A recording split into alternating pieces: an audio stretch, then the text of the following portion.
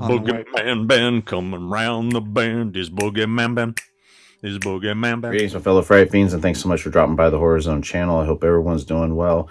Today's video is a special video that I'm doing for a good friend of mine named Peter Marsden. Peter Marsden has been one of my fellow fiends for quite a while now. We are friends on Instagram as well. We talk from time to time. Peter was a big support system for me last year when I was going through a lot of just emotional turmoil, if you want to put it that way. I've always wanted to pay it forward because I totally believe in that. And one time we were talking and he said, you know, he remembered that I had bought the Howard Hawks production of Thing from Another World. Now, of course, this is the inspiration for John Carpenter's 1982 remake, its 2011 prequel. This is, of course, based on the story Who Goes There by John W. Campbell. I had never seen this film before. I knew about it, of course, because of the Carpenter remake, which is one of my favorite horror films of all time. I still have my DVD and my Blu-ray copies of it. I even love the 2011 prequel, even though I think the effects in it are pretty bad because of the overuse of CGI, but I do like this film a lot. And back in 2019, beginning of 2019, I did a retrospective on both films, but didn't talk about this one. And Peter asked me if I would do a review of this one. And I finally got around to doing it, Peter. I'm sorry it took me so long, but you're a great friend, and you really helped me through some dark times in my life, and I'm forever in debt to you. So wanted to make sure I did this fair and paid this forward. And I'm really excited to talk about this, and I will give a little history on the film as well. But yeah, it was really interesting to see what kind of inspired the classic film for me, because I grew up with the original 1982 thing, and I was always a fan of it. I know when it originally was released, it wasn't popular because it sort of was very bleak, and people thought the gore in it was way too much, very brutal, and it just was too much for people that were, you know, not used to that kind of storytelling, especially with a main protagonist like Kurt Russell, and just how the film has its very sort of bleak, tragic ending. And it was also coming on the heels of E.T., which was a real huge hit and very family-friendly alien film. I absolutely adore this film, and I was really interested to see, you know, what that original 1951 film was like, and how it kind of laid the groundwork for what John Carpenter would do 30 plus years later. Scientists and American Air Force officials fend off a bloodthirsty alien organism while at a remote Arctic outpost. The movie stars Kenneth Tobey as Captain Patrick Hendry, Margaret Sheridan as Nikki Nicholson, James Arness as The Thing, Robert Cornthwaite as Dr. Arthur Carrington, Douglas Spencer as Ned Scott, James Young as Lieutenant Eddie Dykes, and Dewey Martin as Crew Chief Bob. Screenplay for the film was done by Charles Lederer, based, of course, on the story Who Goes There by John W. Campbell Jr. Howard Hawks also goes uncredited on screenwriting duties. Credited directors for the film are Christian Nibby and Howard Hawks, who goes uncredited. Little trivia on the film: originally it was intended to make the creature a shapeshifter as in the novel, but limited budget forced the filmmakers to drop the idea. Early conceptual sketches depict a very plant-like looking creature with one of its limbs seemingly undergoing a transformation into a human hand.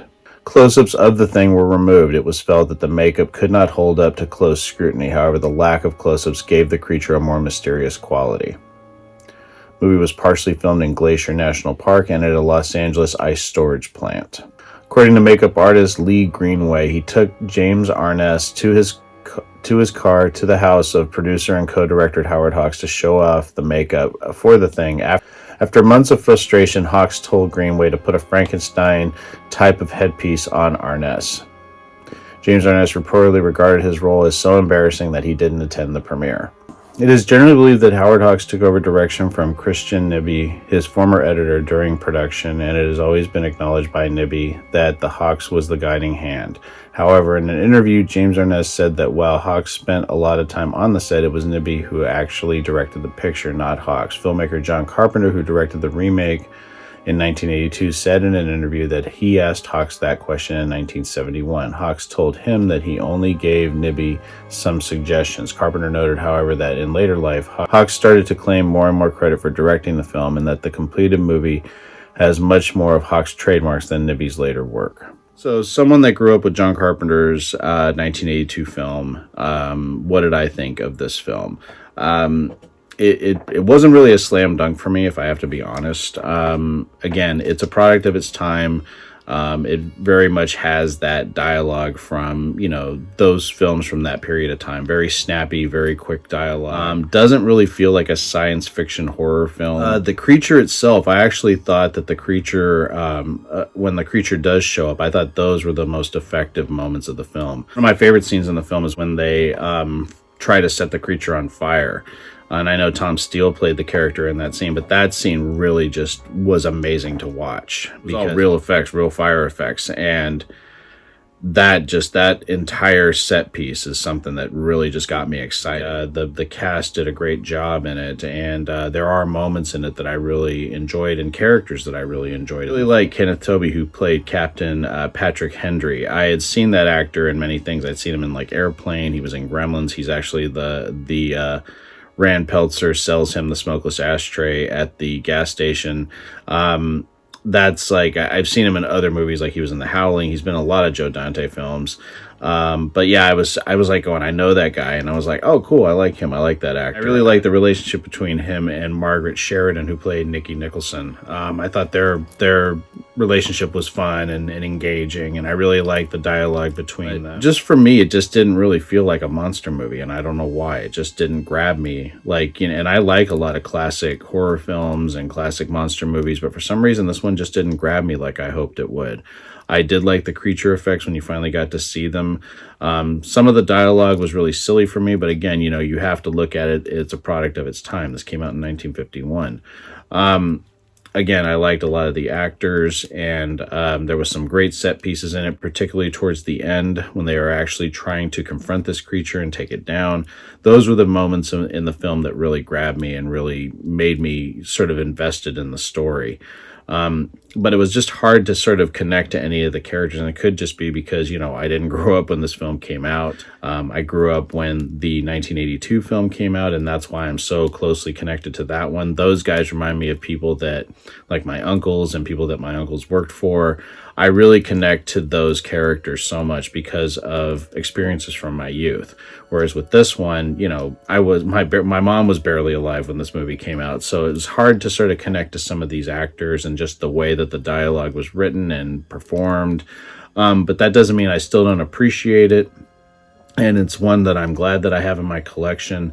I do like the way the creature looked. I do prefer, what they did in the other films, but of course they couldn't do that in 1951. But I had fun with it. It's not one of my favorite films of all time. I do prefer the Carpenter film, but I do love that this sort of set the groundwork for where Carpenter would take it, 31 years later. So if I had to give this one a rating on my scale, I would give The Thing from Another World 3 skulls.